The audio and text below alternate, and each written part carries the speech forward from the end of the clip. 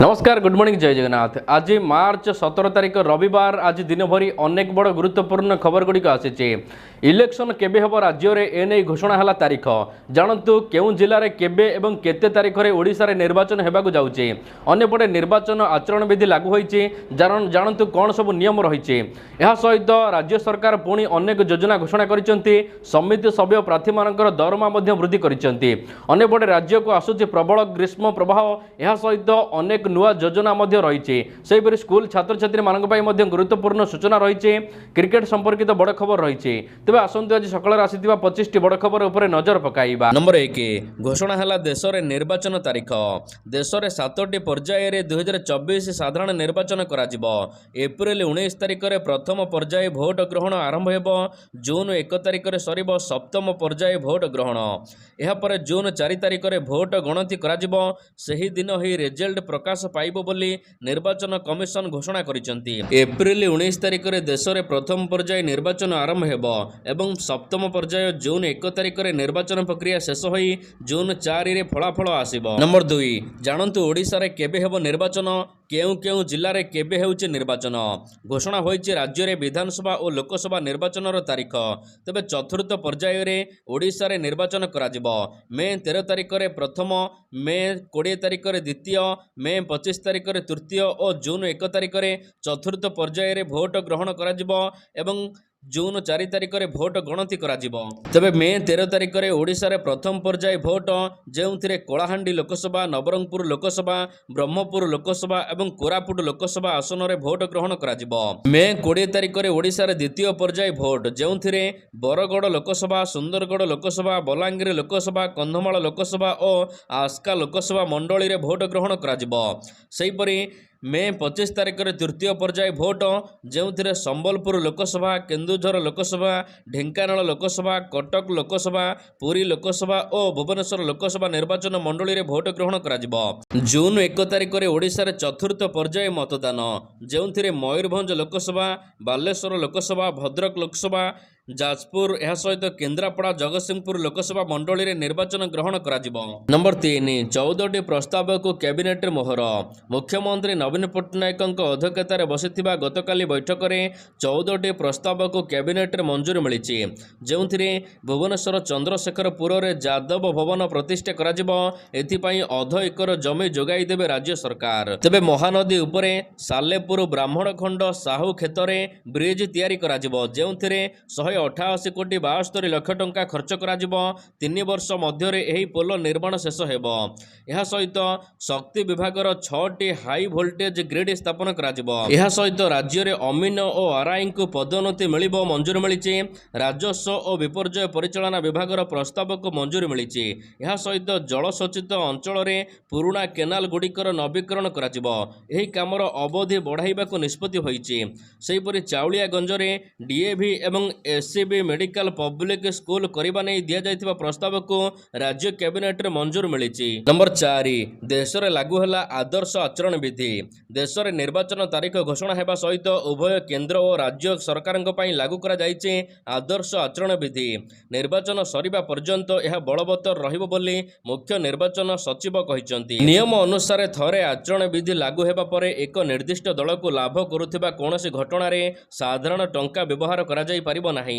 निर्वाचन प्रचार पाई सरकारी जान, सरकारी विमान किंबा सरकारी मेसिन रो व्यवहार करा जाई पारिबो नाही। कोनोसी दल किंबा प्रार्थी स्वार्थ पाई सरकारी जान व्यवहार करा जिवो नाही। समस्त प्रकार सरकारी घोषणा, उद्घाटन, भित्तिप्रस्तर स्थापन कार्यक्रम करा जाई पारिबो नाही। यह सहित प्रिंटिंग किंबा इलेक्ट्रिक मीडिया रे दलर सफलता संबंध रे विज्ञापन सरकारी कोषरु टंका खर्च करा जाई पारिबो नाही।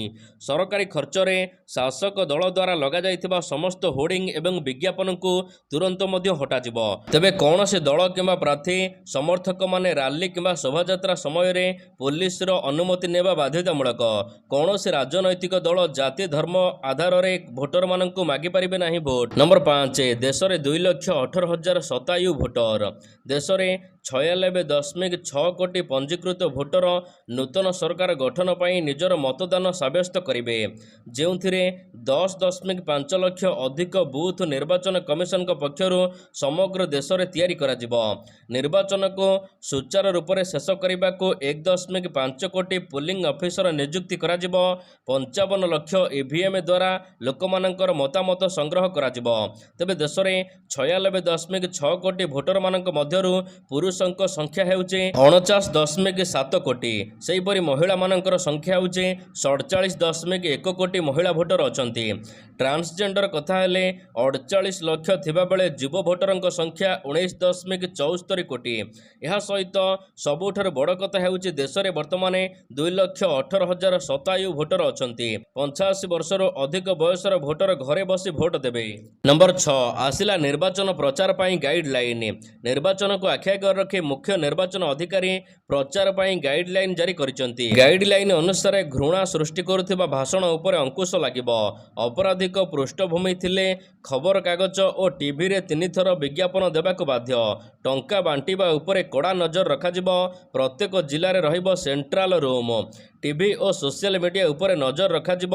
ତେବେ ଜଣଙ୍କ ଭୋଟକୁ ଅନ୍ୟ ଜଣେ ଦେଇପାରିବ ନାହିଁ। ମାଗଣା ବଣ୍ଟନ ଉପରେ ଅଙ୍କୁଶ ଲାଗିବ।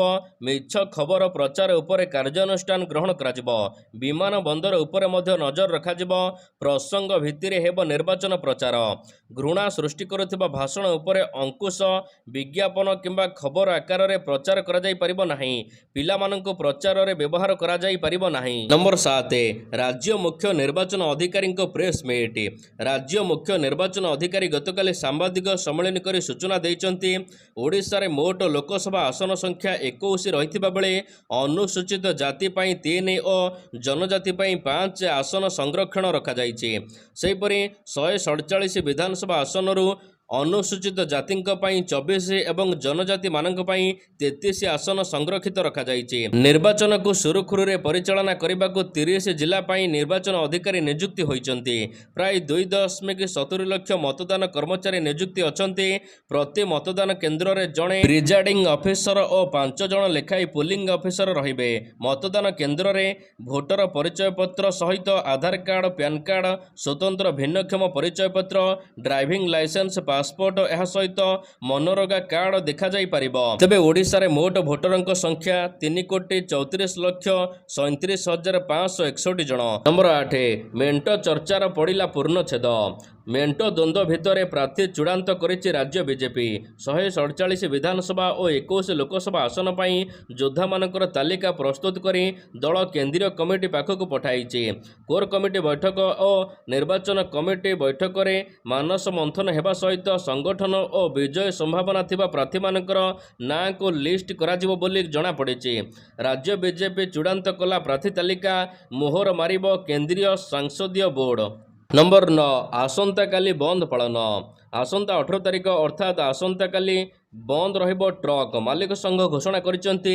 ସାମ୍ବାଦିକ ସମ୍ମିଳନୀରେ କେନ୍ଦୁଝର ଜିଲ୍ଲା ଟ୍ରକ୍ ମାଲିକ ସଂଘ ପକ୍ଷରୁ ଏନେଇ ସୂଚନା ଦିଆଯାଇଛି। ତେବେ କେନ୍ଦୁଝର ଶୁଆକାଟିସ୍ଥିତ OMC ଗନ୍ଧମାର୍ଦ୍ଦନ ମାଇନ୍ସ ଠାରୁ ଗୁହାଳିଡିହ ପର୍ଯ୍ୟନ୍ତ ଟ୍ରେନ୍ ଲାଇନ୍ ବିଛାଇବାକୁ କେନ୍ଦ୍ର ସରକାର ଅନୁମତି ଦେଇଛନ୍ତି, ଯେଉଁଥିରେ 20 କୋଟି ଟଙ୍କା ଖର୍ଚ୍ଚ ହେବ। ତେବେ ଏହାଦ୍ୱାରା ଟ୍ରକ୍ ମାଲିକମାନେ କ୍ଷତି ସହିବା ସହିତ ଜିଲ୍ଲାର ଅର୍ଥନୀତି ପ୍ରଭାବିତ ହେବ ବୋଲି ସଂଘ କହିଛି। ତେଣୁ କ୍ଷୋଭ ପ୍ରକାଶ କରିବା ସହିତ 18 ତାରିଖରେ ଧର୍ମଘଟ କରିବାକୁ ନିଷ୍ପତ୍ତି ନେଇଛି ଟ୍ରକ୍ ମାଲିକ ସଂଘ। ନମ୍ବର 10 ପଶ୍ଚିମବଙ୍ଗରେ 7ଟି ପର୍ଯ୍ୟାୟରେ ମତଦାନ କରାଯିବ। ଭାରତ ନିର୍ବାଚନ କମିଶନଙ୍କ ତରଫରୁ 8ମତମ ଲୋକସଭା ନିର୍ବାଚନ ପାଇଁ ତାରିଖ ଘୋଷଣା କରାଯାଇଛି। ମୁଖ୍ୟ ନିର୍ବାଚନ କମିଶନ ରାଜୀବ କୁମାର ନିର୍ବାଚନ ତାରିଖ ଘୋଷଣା କରିଛନ୍ତି। ସାରା ଦେଶରେ 7ଟି ପର୍ଯ୍ୟାୟରେ ଭୋଟ ଗ୍ରହଣ କରାଯିବାକୁ ଥିବାବେଳେ ପଶ୍ଚିମବଙ୍ଗରେ ମଧ୍ୟ 7ଟି ପର୍ଯ୍ୟାୟରେ ମତଦାନ କରାଯିବ। ଅନ୍ୟପଟେ 2019 ଲୋକସଭା ନିର୍ବାଚନରେ ବିଜେପି 18 ଲୋକସଭା ଆସନ ହାତେଇଥିବା ବେଳେ TMC 22 ଆସନରେ ବିଜୟ ଲାଭ କରିଥିଲା। 2024 ଲୋକସଭା ନିର୍ବାଚନରେ ବିଜେପି ଏବଂ TMC ମଧ୍ୟରେ କଡ଼ା ଟକ୍କର ହେବ ବୋଲି କୁହାଯାଉଛି। ନମ୍ବର 11 ବଢ଼ିଲା ସମିତି ସଭ୍ୟ ଏବଂ ଉପାଧ୍ୟକ୍ଷଙ୍କର ଦରମା। ରାଜ୍ୟ ସରକାରଙ୍କ ପକ୍ଷରୁ ଏକ ବଡ଼ ଘୋଷଣା କରାଯାଇଛି। ବଢ଼ିଲା ପଞ୍ଚାୟତ ସମିତି ସଭ୍ୟ ଓ ଉପାଧ୍ୟକ୍ଷମାନଙ୍କର ଦରମା। 7,500 ଏବେ 9,500 ଟଙ୍କାକୁ ଦରମା ବୃଦ୍ଧି କରିଛନ୍ତି ରାଜ୍ୟ ସରକାର। ଆସନ୍ତା ଏପ୍ରିଲ 1 ତାରିଖରୁ ଲାଗୁ କରାଯିବ ବର୍ଦ୍ଧିତ ଦରମା। ଗତକାଲି ଭୁବନେଶ୍ୱରରେ ବିଶାଳ ରାଲି କରିଥିଲେ ସମିତି ସଭ୍ୟ ପ୍ରାର୍ଥୀ। ସରପଞ୍ଚଙ୍କ ଭଳି ସମାନ ଦରମା ଏବଂ ଅଧିକାର ପାଇଁ ଆନ୍ଦୋଳନ କରିଥିଲେ। ଏହାପରେ ରାଜ୍ୟ ସରକାର ସେମାନଙ୍କର ଦରମା ମଧ୍ୟ ବଢ଼ାଇଛନ୍ତି। ନମ୍ବର 12, ନିର୍ଦ୍ଧାରିତ ସମୟରେ ବାହାରିବ ମ୍ୟାଟ୍ରିକ୍ ରେଜଲ୍ଟ। ଚଳିତ ବର୍ଷ ନିର୍ଦ୍ଧାରିତ ସମୟରେ ପ୍ରକାଶ ପାଇବ ମ୍ୟାଟ୍ରିକ୍ ରେଜଲ୍ଟ। ନିର୍ବାଚନ କାମ ଏଥିରେ ସାମାନ୍ୟ ପ୍ରତିବନ୍ଧକ ସୃଷ୍ଟି କରିଥିଲେ ମଧ୍ୟ ମ୍ୟାଟ୍ରିକ୍ ରେଜଲ୍ଟ ନିର୍ଦ୍ଧାରିତ ସମୟରେ ପ୍ରକାଶ ପାଇବ। ଚଳିତ ବର୍ଷ ପ୍ରଥମ ଥର ପାଇଁ ଛାତ୍ରଛାତ୍ରୀମାନେ ପାଇପାରିବେ ଡିଜିଟାଲ ସାର୍ଟିଫିକେଟ୍। ରେଜଲ୍ଟ ପ୍ରକାଶର 7 ଦିନ ମଧ୍ୟରେ ଡିଜିଟାଲ ସାର୍ଟିଫିକେଟ୍ ମିଳିବ। ଗତକାଲି ବୋର୍ଡ ପକ୍ଷରୁ ପ୍ରେସ୍ ମିଟ୍ କରି ଏନେଇ ସୂଚନା ଦିଆଯାଇଛି। ଗତକାଲିଠାରୁ ଖାତା ଦେଖା ଆରମ୍ଭ ହୋଇଥିବା ବେଳେ 28 ତାରିଖ ସୁଦ୍ଧା ଏହାକୁ ସାରିବାକୁ ଲକ୍ଷ୍ୟ ରଖାଯାଇଛି। ରେଜଲ୍ଟ ପ୍ରକାଶର 7 ଦିନ ମଧ୍ୟରେ ଛାତ୍ରଛାତ୍ରୀମାନେ ଡାଉନଲୋଡ୍ କରିବେ ଡିଜିଟାଲ ସାର୍ଟିଫିକେଟ୍। 15 ଦିନ ମଧ୍ୟରେ ପିଲାମାନେ ସ୍କୁଲରେ ହାର୍ଡ କପି ପାଇପାରିବେ। ଡିଜିଟାଲ କପି ବି ହାର୍ଡ କପି ପରି ଗୁରୁତ୍ୱ ବହନ କରିବ। ଛାତ୍ରଛାତ୍ରୀମାନେ ଏହି ସାର୍ଟିଫିକେଟ୍ ବ୍ୟବହାର କରି ଉଚ୍ଚତର ଶିକ୍ଷା ପାଇଁ ଆବେଦନ କରିପାରିବେ। ନମ୍ବର 13, ଓଡ଼ିଶାକୁ ମିଳିବ ଆଉ 3 ବନ୍ଦେ ଭାରତ। ଆଗକୁ ଓଡ଼ିଶାକୁ ଆଉ 3ଟି ବନ୍ଦେ ଭାରତ ଏକ୍ସପ୍ରେସ୍ ମିଳିବାର ସମ୍ଭାବନା ରହିଛି, ଯେଉଁଥିରେ ରେଳ ମନ୍ତ୍ରାଳୟ ପକ୍ଷରୁ ଏନେଇ ଯୋଜନା କରାଯାଉଥିବା କୁହାଯାଇଛି। ଗୋଟିଏ ବନ୍ଦେ ଭାରତ ହାଉଡ଼ାରୁ ସମ୍ବଲପୁର ଜଙ୍କସନ୍ ହୋଇ ଚଳାଚଳ କରିବାକୁ ଥିବାବେଳେ ଅନ୍ୟଟି ରାଞ୍ଚି ଭୁବନେଶ୍ୱର ମଧ୍ୟରେ ଚାଲିବ। ବିଶାଖାପାଟଣା ଭାୟା ରାୟଗଡ଼ ଦେଇ ରାଉରକେଲାକୁ ଆଉ ଗୋଟିଏ ବନ୍ଦେ ଭାରତ ଏକ୍ସପ୍ରେସ୍ ଚଳାଚଳ କରିବାକୁ ରେଳ ମନ୍ତ୍ରାଳୟ ପକ୍ଷରୁ ଯୋଜନା ପ୍ରସ୍ତୁତ କରାଯାଉଥିବା ଜଣାପଡ଼ିଛି। ରାଞ୍ଚି ଭୁବନେଶ୍ୱର ବନ୍ଦେ ଭାରତ ଏକ୍ସପ୍ରେସ୍ 2 ଦିନ ମୁରି, ଟାଟା ଏବଂ ବଡ଼ବିଲ ଦେଇ ଚଳାଚଳ କରିବାର ସମ୍ଭାବନା ରହିଛି। ନମ୍ବର 14, ମେଣ୍ଢାଶାଳ ସ୍ଥିତ ପୋଲିସ ଆଉଟପୋଷ୍ଟ କରାଯିବ। ଭୁବନେଶ୍ୱର ସହରାଞ୍ଚଳ ପୋଲିସ ଜିଲ୍ଲା ମଧ୍ୟରେ ମେଣ୍ଢାଶାଳ ଅଞ୍ଚଳ ଏକ ଶିଳ୍ପାଞ୍ଚଳ ଭାବରେ ଗଢ଼ି ଉଠିଛି। ଏଠାରେ ଜାତୀୟ ସ୍ତରୀୟ ଅନେକ ଶିଳ୍ପାନୁଷ୍ଠାନ ଅଛି। ଏହା ସହିତ ବଢ଼ୁଥିବା ଲୋକସଂଖ୍ୟା ଏବଂ ଆବାସିକ କଲୋନୀକୁ ଦୃଷ୍ଟିରେ ରଖି ମୁଖ୍ୟମନ୍ତ୍ରୀ ନବୀନ ପଟ୍ଟନାୟକ ମେଣ୍ଢାଶାଳରେ ଥିବା ପୋଲିସ ଆଉଟପୋଷ୍ଟକୁ ଏକ ଶିଳ୍ପାଞ୍ଚଳ ପୋଲିସ ଷ୍ଟେସନ ଭାବରେ ଉନ୍ନତି କରିବାକୁ ନିଷ୍ପତ୍ତି ନେଇଛନ୍ତି। ଏହି ନୂତନ ପୋଲିସ ଷ୍ଟେସନ 150 ବର୍ଗ କିଲୋମିଟର ପରିମିତ ଏକ ଲକ୍ଷ ଜନସଂଖ୍ୟା ବିଶିଷ୍ଟ ଅଞ୍ଚଳରେ 4ଟି ଗ୍ରାମ ପଞ୍ଚାୟତ ଏବଂ ବିଏମ୍ସି ଗୋଟିଏ ୱାର୍ଡକୁ ଆଂଶିକ ଭାବରେ କାର୍ଯ୍ୟ କରିବ। ଏଥିପାଇଁ 34ଟି ନୂତନ ପଦବୀ ସୃଷ୍ଟି ହେବ। ପୂର୍ବରୁ ଏହି ଆଉଟପୋଷ୍ଟରେ 5 ଜଣ କର୍ମଚାରୀ ଅଛନ୍ତି। ନମ୍ବର 15, ଫିଲ୍ମ ପାଇଁ ଆସିବ ନୂଆ ଗାଇଡଲାଇନ୍। ଚଳଚ୍ଚିତ୍ର ସାର୍ଟିଫିକେଟ୍ ପ୍ରଦାନ ପ୍ରକ୍ରିୟାରେ ସଂସ୍କାର ଆଣିବାକୁ ରାଜ୍ୟ ସରକାର ବଡ଼ ପଦକ୍ଷେପ ନେଉଛନ୍ତି। ମାର୍ଚ୍ଚ 15 ତାରିଖ ଶୁକ୍ରବାର ଦିନ ଏକ ବଡ଼ ନିଷ୍ପତ୍ତି ନେଇଛନ୍ତି ରାଜ୍ୟ ସରକାର। ଚଳଚ୍ଚିତ୍ର ସାର୍ଟିଫିକେଟ୍ ପ୍ରଦାନ ପ୍ରକ୍ରିୟାରେ ବ୍ୟାପକ ସଂସ୍କାର ପାଇଁ କେନ୍ଦ୍ର ସରକାର ସିନେଗ୍ରାଫିକ୍ ନିୟମ 2024କୁ ଲାଗୁ କରିଛନ୍ତି। ଶୁକ୍ରବାର ଏନେଇ ସରକାରୀ ସ୍ୱୀକୃତି ମଧ୍ୟ ମିଳିସାରିଛି। ସିନେଗ୍ରାଫିକ୍ 2024 ନିୟମ ଫିଲ୍ମର ପାରଦର୍ଶିତା ବୃଦ୍ଧି ଏବଂ ସମସ୍ତ ବାଧାକୁ ଶେଷ କରିବାକୁ ସହାୟକ ହେବ। ଚଳଚ୍ଚିତ୍ର ପ୍ରିମିୟର ପାଇଁ ମଧ୍ୟ ଏକ ନିୟମ ପ୍ରତିଷ୍ଠା କରାଯିବ। ବିବୃତିରେ କୁହାଯାଇଛି ଯେ ନିୟମ ଦ୍ୱାରା ଫିଲ୍ମ ସାର୍ଟିଫିକେଟ୍ ପ୍ରଦାନ ପ୍ରକ୍ରିୟାରେ ସୀମା ମଧ୍ୟ ହ୍ରାସ ପାଇବ। ଏହା ସହିତ ସମସ୍ତ ନେଣଦେଣ ମଧ୍ୟ ଅନଲାଇନ୍ ଜରିଆରେ କରାଯିବ। ତେଣୁ ଏହି ପରିବର୍ତ୍ତନ ସମସ୍ତେ ଆପଣାଇବାକୁ ଚେଷ୍ଟା କରନ୍ତୁ। ଡିଜିଟାଲୀକରଣ ଦ୍ୱାରା ନେଣଦେଣ ସମୟସୀମା ମଧ୍ୟ ହ୍ରାସ ପାଇବ। ଏହି ନିୟମ ଭିନ୍ନକ୍ଷମମାନଙ୍କ ପାଇଁ ମଧ୍ୟ ଲାଗୁ କରାଯିବ। ଜଣେ ଭିନ୍ନକ୍ଷମ କିଭଳି ଫିଲ୍ମ ଦେଖିବାକୁ ଆଗ୍ରହୀ ହେବ ସେ ନେଇ ମଧ୍ୟ ସମସ୍ତ ସୁବିଧା କରାଯିବ। ଯେଉଁମାନେ ଆଂଶିକ ଦୃଷ୍ଟିହୀନ କିମ୍ବା ବଧିର ସେମାନଙ୍କ ପାଇଁ ମଧ୍ୟ ଫିଲ୍ମ ଦେଖିବାକୁ ସ୍ୱତନ୍ତ୍ର ବ୍ୟବସ୍ଥା କରାଯିବ। ନମ୍ବର 16, ବିଜେପିରେ ଅନୁରାଧା ପଡ଼ୱାଲ। ଗତକାଲି ବଲିଉଡର ବିଶିଷ୍ଟ ଭଜନ କଣ୍ଠଶିଳ୍ପୀ ଅନୁରାଧା ପଡ଼ୱାଲ ବିଜେପିରେ ସାମିଲ ହୋଇଛନ୍ତି। ବିଜେପି କାର୍ଯ୍ୟାଳୟରେ ଦଳର ବରିଷ୍ଠ ନେତାମାନଙ୍କ ଉପସ୍ଥିତିରେ ସେ ବିଜେପିରେ ଯୋଗ ଦେଇଛନ୍ତି। ଏନେଇ ଏନ୍ଆଇଟି ପକ୍ଷରୁ ଟ୍ୱିଟ୍ କରି ସୂଚନା ଦିଆଯାଇଛି। ନମ୍ବର 17, ଆଜିଠାରୁ ଏହି ରାଜ୍ୟରେ ଆୟୁଷ୍ମାନ କାର୍ଡ ମାଗଣା ସ୍ୱାସ୍ଥ୍ୟ ସେବା ବନ୍ଦ ରହିବ। ପ୍ରଧାନମନ୍ତ୍ରୀ ନରେନ୍ଦ୍ର ମୋଦିଙ୍କ ଦ୍ୱାରା ଜାରି କରାଯାଇଥିବା ଆୟୁଷ୍ମାନ କାର୍ଡ ମାର୍ଚ୍ଚ 16 ଠାରୁ ହରିୟାଣାରେ କାର୍ଯ୍ୟକାରୀ କରିବ ନାହିଁ, ବନ୍ଦ ରହିବ। ଫଳରେ ଏହା ଅନ୍ତର୍ଗତ ହିତାଧିକାରୀମାନଙ୍କୁ ପ୍ରଦାନ କରାଯାଉଥିବା 5 ଲକ୍ଷ ପର୍ଯ୍ୟନ୍ତ ମାଗଣା ଚିକିତ୍ସା ସୁବିଧା ଆଉ ମିଳିବ ନାହିଁ। ଏନେଇ ହରିୟାଣା ମେଡିକାଲ ଆସୋସିଏସନ ପକ୍ଷରୁ ଘୋଷଣା କରାଯାଇଛି। ହରିୟାଣା ମେଡିକାଲ ଆସୋସିଏସନର ଅଧ୍ୟକ୍ଷ ଡାକ୍ତର ଅଜୟ ମହାରାଜ ଏନେଇ ଚିଠି ଜରିଆରେ ଘୋଷଣା କରିଛନ୍ତି। ଏହାଦ୍ୱାରା ରାଜ୍ୟର 575 ଘରୋଇ ହସ୍ପିଟାଲରେ ଆଉ ଲୋକମାନେ ମାଗଣା ସୁବିଧା ପାଇବେ ନାହିଁ। ତେବେ ମାର୍ଚ୍ଚ 30 ତାରିଖ ପରେ ସମୀକ୍ଷା କରାଯାଇ ପୁଣି ଥରେ ଏହାକୁ କାର୍ଯ୍ୟ କରିବାକୁ ପଦକ୍ଷେପ ନିଆଯାଇପାରେ। ନମ୍ବର 18 ରାଜ୍ୟରେ ବଦଳିବ ପାଗ। ଆସନ୍ତା 21 ତାରିଖ ଯାଇ ରାଜ୍ୟରେ କିଛି ସ୍ଥାନରେ ବର୍ଷା ହୋଇପାରେ। କାଳବୈଶାଖୀ ପ୍ରଭାବରେ ବର୍ଷା ଓ ଘଡ଼ଘଡ଼ି ହେବାର ଆଶଙ୍କା ରହିଛି। 4 ଦିନ ପର୍ଯ୍ୟନ୍ତ ରାଜ୍ୟରେ ବର୍ଷା ବଜ୍ରପାତକୁ ନେଇ ୟେଲୋ ୱାର୍ଣ୍ଣିଂ ଜାରି କରାଯାଇଛି। 19ରେ ଉପକୂଳ ଓଡ଼ିଶା ଓ ଅଭ୍ୟନ୍ତରୀଣ ଓଡ଼ିଶାରେ ବିଭିନ୍ନ ସ୍ଥାନରେ ବର୍ଷା ସହିତ 40ରୁ 50 ବେଗରେ ପବନ ବହିପାରେ ବୋଲି ମଧ୍ୟ ପାଣିପାଗ ବିଭାଗ ପୂର୍ବାନୁମାନ କରିଛି। ଆସନ୍ତା 7 ଦିନ ଯାଇ ରାଜ୍ୟର ବିଭିନ୍ନ ସ୍ଥାନରେ ପାଗ ମେଘୁଆ ରହିବା ସହିତ ଦିନର ତାପମାତ୍ରା କମିବ। କିଛି ସ୍ଥାନରେ 3ରୁ 4 ଡିଗ୍ରୀ ପର୍ଯ୍ୟନ୍ତ ତାପମାତ୍ରା କମିବ। ରାତି ତାପମାତ୍ରା ମଧ୍ୟ ସାମାନ୍ୟ କମିବ। ନମ୍ବର 19 ସୃଷ୍ଟି ହେଲା 241ଟି ପଦବୀ। ରାଜ୍ୟ ସରକାରଙ୍କର ଉଚ୍ଚଶିକ୍ଷା ବିଭାଗ ଅଧୀନରେ ଥିବା 4ଟି ବିଶ୍ୱବିଦ୍ୟାଳୟରେ 241ଟି ଅଣଶିକ୍ଷକ ପଦବୀ ସୃଷ୍ଟି କରାଯାଇଛି। ରାଜ୍ୟରେ ନୂତନ ଭାବରେ ପ୍ରତିଷ୍ଠା ହୋଇଥିବା ଏହି ବିଶ୍ୱବିଦ୍ୟାଳୟଗୁଡ଼ିକରେ ପ୍ରଶାସନିକ କାର୍ଯ୍ୟର ସୁପରିଚାଳନା କରିବାକୁ ଅଣଶିକ୍ଷକ ପଦ ସୃଷ୍ଟି କରାଯାଇଛି। କେନ୍ଦୁଝର ଜିଲ୍ଲା ଧରଣୀଧର ବିଶ୍ୱବିଦ୍ୟାଳୟ ପାଇଁ 63ଟି ଅଣଶିକ୍ଷକ ପଦ, କୋରାପୁଟ ଜୟପୁର ସ୍ଥିତ ବିକ୍ରମଦେବ ବିଶ୍ୱବିଦ୍ୟାଳୟ ପାଇଁ 63ଟି ଅଣଶିକ୍ଷକ ପଦ, ସେହିପରି ବଲାଙ୍ଗୀର ଜିଲ୍ଲା ରାଜେନ୍ଦ୍ର ବିଶ୍ୱବିଦ୍ୟାଳୟ ପାଇଁ 92ଟି, କଟକ ମଧୁସୂଦନ ଆଇନ ବିଶ୍ୱବିଦ୍ୟାଳୟ ପାଇଁ 23ଟି ଅଣଶିକ୍ଷକ ପଦବୀ ସୃଷ୍ଟି କରାଯାଇଛି। ନମ୍ବର 20 ଜାମ୍ମୁ କାଶ୍ମୀରରେ ହେବ ନିର୍ବାଚନ। ନିର୍ବାଚନ ଆୟୋଗ ଲୋକସଭା ନିର୍ବାଚନ 2024 ପାଇଁ ତାରିଖ ଘୋଷଣା କରିଛନ୍ତି। ଲୋକସଭା ନିର୍ବାଚନ ଶେଷ ହେବା ପରେ ଜାମ୍ମୁ କାଶ୍ମୀରରେ ବିଧାନସଭା ନିର୍ବାଚନ କରାଯିବ।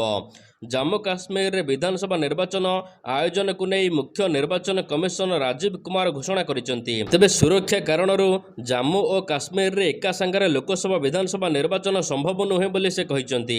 ଲୋକସଭା ନିର୍ବାଚନ ଶେଷ ହେବା ପରେ ରାଜ୍ୟରେ ବିଧାନସଭା ନିର୍ବାଚନ କରାଯିବ। ନମ୍ବର 21 ଭାରତ ବାହାରେ ଖେଳାଯାଇପାରେ IPL। ଆଗାମୀ 22 ତାରିଖ ଠାରୁ ଆରମ୍ଭ ହେଉଛି IPL ମହାସମର। ଚଳିତ ବର୍ଷ ଲୋକସଭା ନିର୍ବାଚନକୁ ଦୃଷ୍ଟିରେ ରଖି ପର୍ଯ୍ୟାୟକ୍ରମେ ଏହି ଟୁର୍ଣ୍ଣାମେଣ୍ଟକୁ ଆୟୋଜନ କରିବାକୁ ନିଷ୍ପତ୍ତି ନେଇଛି BCCI। ବର୍ତ୍ତମାନ ପର୍ଯ୍ୟନ୍ତ IPLର ପ୍ରଥମ ପର୍ଯ୍ୟାୟ ଘୋଷଣା କରାଯାଇଥିବା ବେଳେ ଦ୍ୱିତୀୟ ପର୍ଯ୍ୟାୟକୁ ନେଇ ବଡ଼ ଅପଡେଟ୍ ଏବେ ସାମ୍ନାକୁ ଆସିଛି। IPL ସିଜନର 17ତମ ସିଜନର ଦ୍ୱିତୀୟ ପର୍ଯ୍ୟାୟ ଭାରତ ବାହାରେ ଆୟୋଜନ କରାଯାଇପାରେ ବୋଲି ଅନୁମାନ କରାଯାଉଛି। ତେଣୁ ଏଥିପାଇଁ UAEକୁ ବିକଳ୍ପ ଭାବରେ ଆୟୋଜନର ଦାୟିତ୍ୱ ମିଳିପାରେ।